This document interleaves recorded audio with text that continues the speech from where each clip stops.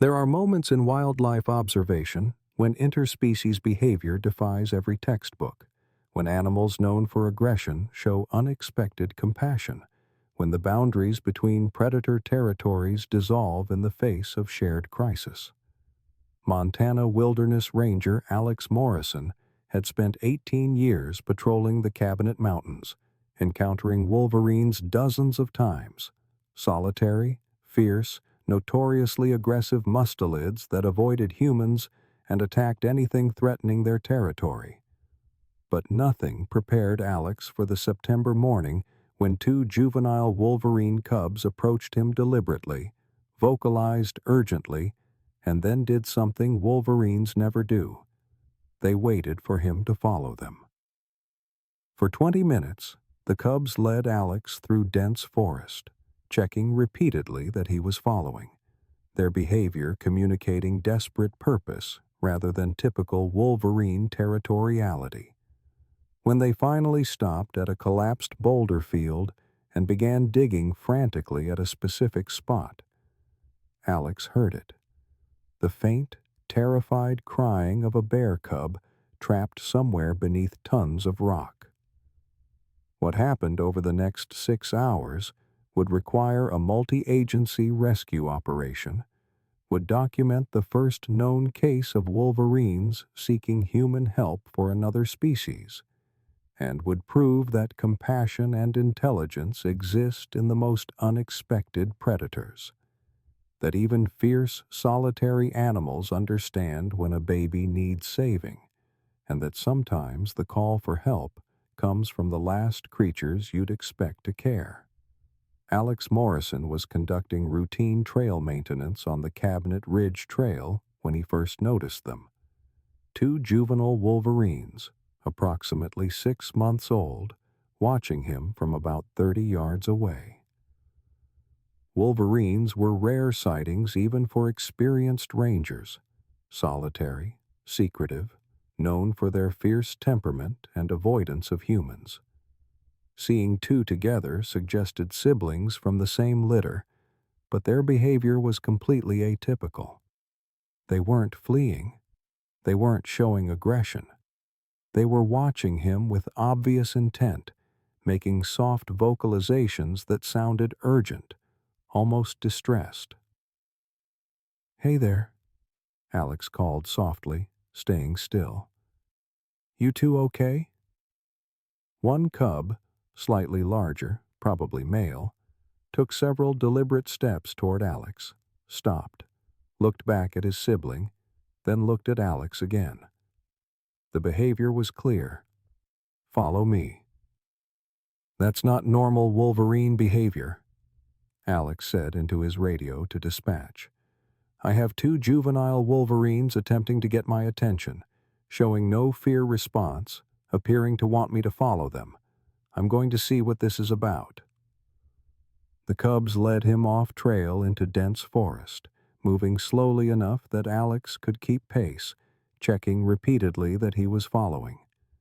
When Alex fell behind navigating difficult terrain, the larger cub would stop and vocalize, sharp chirping sounds that clearly meant, "Hurry up."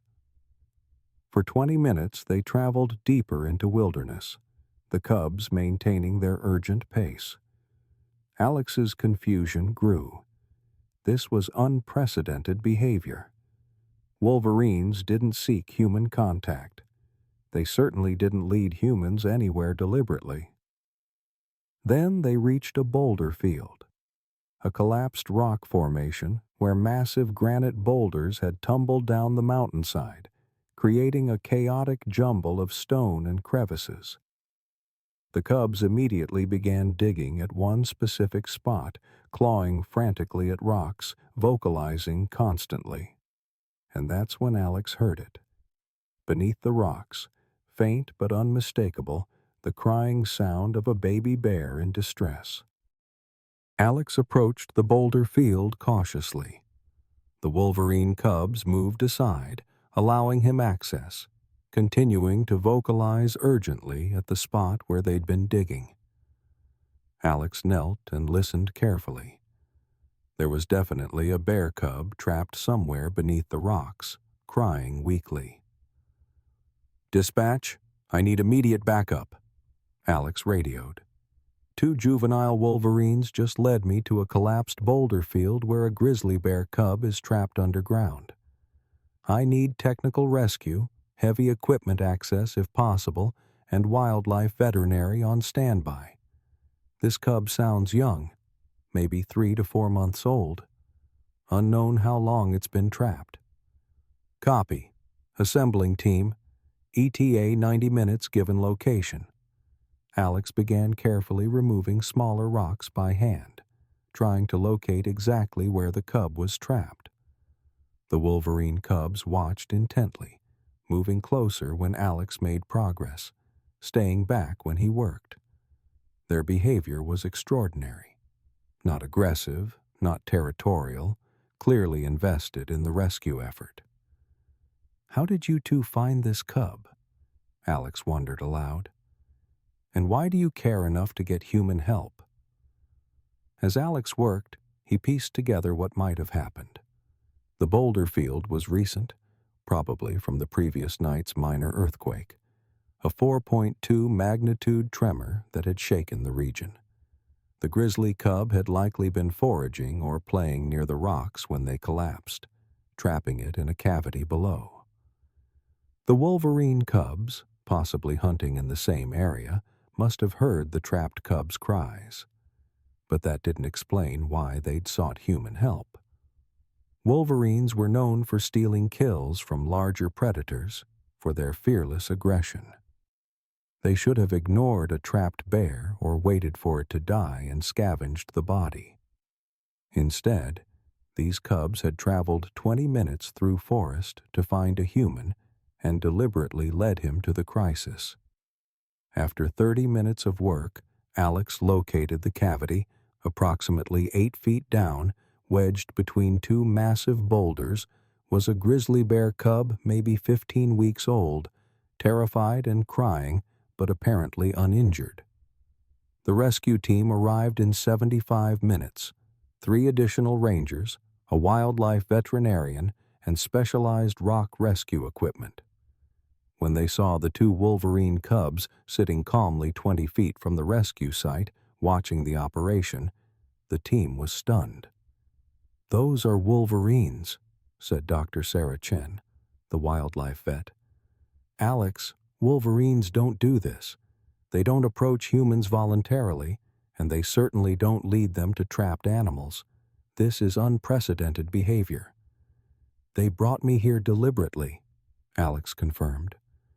"Waited for me to follow, checked that I was keeping up, led me directly to this spot. They've been here the entire time I've been working, watching, staying close, but not interfering." The rescue required careful coordination. The boulder field was unstable. Removing rocks incorrectly could cause further collapse, crushing the trapped cub. They used portable hydraulic jacks to stabilize the largest boulders, then carefully excavated around the cavity opening. Throughout the operation, the wolverine cubs maintained their vigil. When rescue workers got too close to them, they'd retreat a few feet, but never left the area entirely. When progress was made, a boulder shifted, the cavity opening widened. The cubs would vocalize excitedly, almost like encouragement.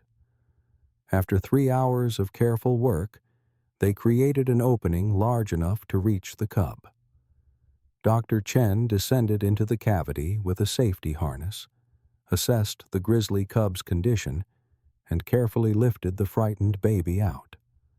The cub was a female, approximately 14 weeks old, dehydrated and exhausted but miraculously uninjured beyond minor scrapes.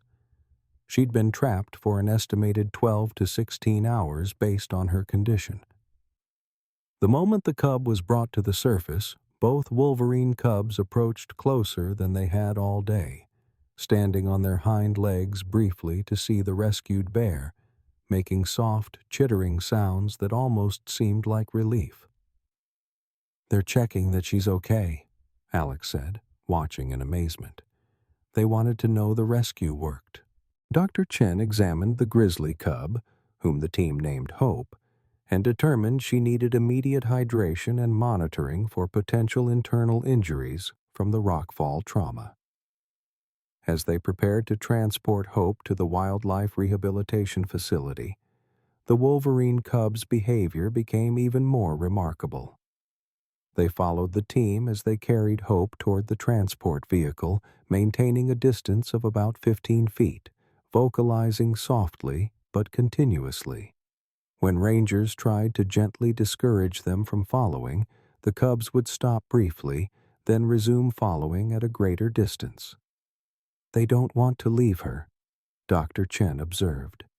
"Alex, I've studied cross-species behavior for 20 years. Wolverines are solitary, territorial, aggressive. What we're witnessing contradicts everything documented about their species. These cubs formed some kind of bond with this grizzly cub. They're acting protective." Alex had a theory. Wolverine cubs stay with their mothers for about a year before dispersing. These two are around 6 months old, still learning, still in that developmental window where they're observing behavior and forming social understanding. What if they encountered this grizzly cub before the collapse? What if they'd been playing together or sharing territory? Young animals sometimes form unexpected friendships before adult territorial instincts fully develop. It was the only explanation that made sense. These wolverine cubs and the grizzly cub had likely been in the same area regularly, possibly even interacting peacefully. When the earthquake trapped Hope, the wolverines had recognized her distress and made the remarkable cognitive leap. Humans can move rocks. Humans can help. Find a human. As the team loaded Hope into the transport vehicle, both wolverine cubs sat at the forest edge, watching intently. They didn't approach the vehicle, but they didn't leave either. They watched until the vehicle drove away, then finally retreated into the forest. "I need to document this," Dr. Chen said. "This is potentially the first recorded case of wolverines seeking human assistance for another species. This changes our understanding of their cognitive and emotional capacity." Hope recovered quickly at the Montana Wildlife Rehabilitation Center. She was dehydrated and frightened, but had no serious injuries from her 16-hour ordeal underground. Within days, she was eating, playing, showing normal cub behavior. The challenge was determining what to do next. She was too young for independent survival, and locating her mother in vast wilderness was nearly impossible. "We'll raise her through winter and release in spring when she's old enough," Dr. Chen explained. "Standard orphaned cub protocol." But the story took an unexpected turn 2 weeks after Hope's rescue. Alex was patrolling the same area where the wolverines had found him when he encountered them again. The same 2 cubs, unmistakable in their size and markings. And they were attempting the same behavior, approaching deliberately, vocalizing, trying to get him to follow. "You two again?" Alex said, both amused and concerned. "What is it this time?" They led him back to the boulder field, the exact same location where Hope had been trapped. But now they were digging at a different spot, about 30 feet from the original rescue site. Alex listened carefully and heard nothing, but the cubs were insistent, frantic even. Alex called for backup and began excavating.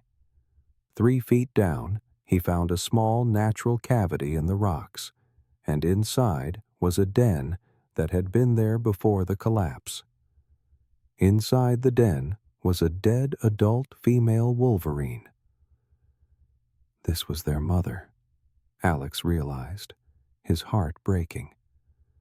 The earthquake that trapped Hope, also collapsed part of their den, killing their mother.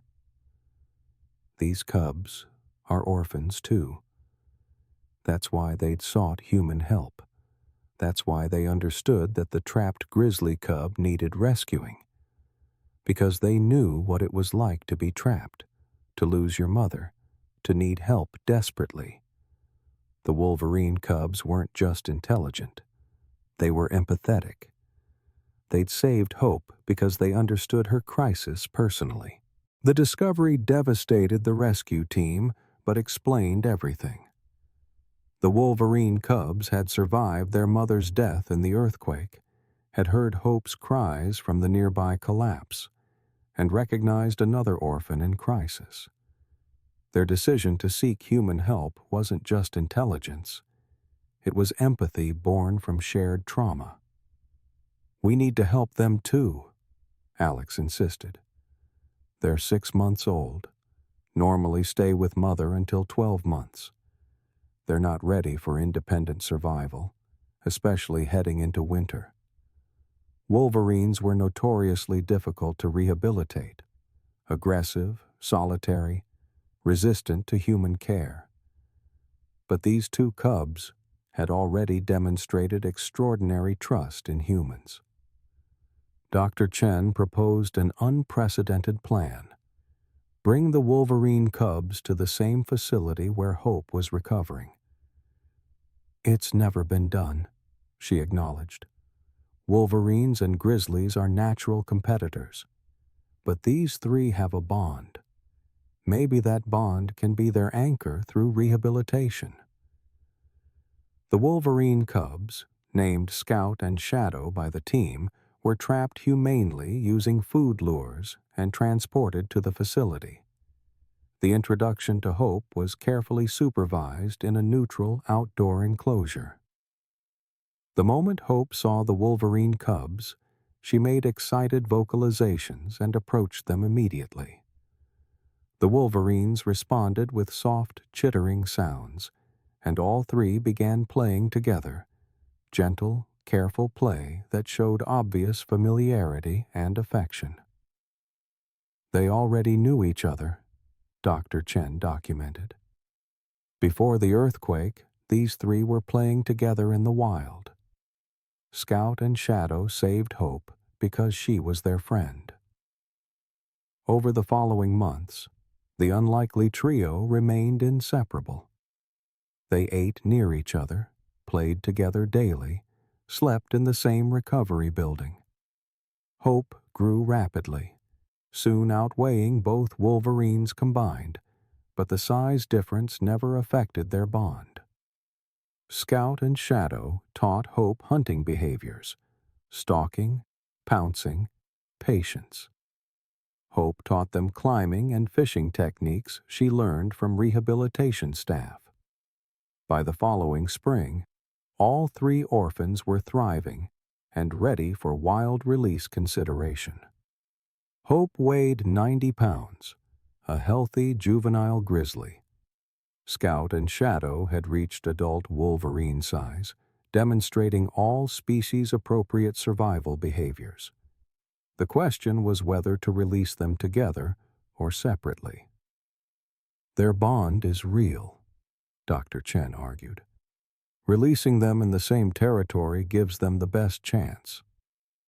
They'll naturally separate as adult territoriality develops, but that initial support system could be crucial." They were released together in protected wilderness, the same general area where they'd originally lived, but far from the collapsed boulder field. When the transport crates opened, all three emerged cautiously, immediately checking that the others were present. Hope led the way into the forest, Scout and Shadow flanking her.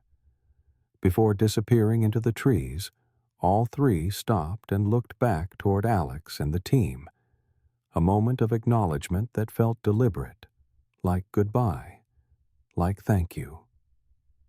GPS monitoring tracked them for 18 months. They remained in overlapping territories for the first 6 months, with trail cameras occasionally capturing all three together. Eventually, as predicted, they dispersed naturally, Hope establishing her own range, Scout and Shadow separating as adult wolverines do. All three survived to independence successfully. Alex never forgot the morning two orphaned wolverine cubs had trusted him enough to ask for help, had understood that a trapped grizzly cub needed saving, had demonstrated empathy that science said their species shouldn't possess. People ask if animals feel compassion like we do, Alex said years later. I stopped asking that question the day two wolverine cubs, predators known for aggression, led me through the forest to save a bear cub because they knew what it felt like to be trapped and alone. They saved Hope because they understood her suffering. That's not instinct. That's empathy. That's compassion. That's love recognizing itself across species lines. Some friendships form in crisis. Some rescue missions are led by the rescued. Some heroes have claws and fur and understand suffering because they've survived it themselves. If this story moved you, if it proved that empathy exists in the most unexpected creatures, if it showed that orphans recognize each other's pain, and sometimes the fiercest predators become the gentlest rescuers, leave a comment about unexpected compassion you've witnessed. And if you believe intelligence and emotion aren't uniquely human, hit subscribe. Because two wolverine cubs understood that a baby needed saving, and they trusted a human to help them do the impossible. Thank you for witnessing their extraordinary compassion.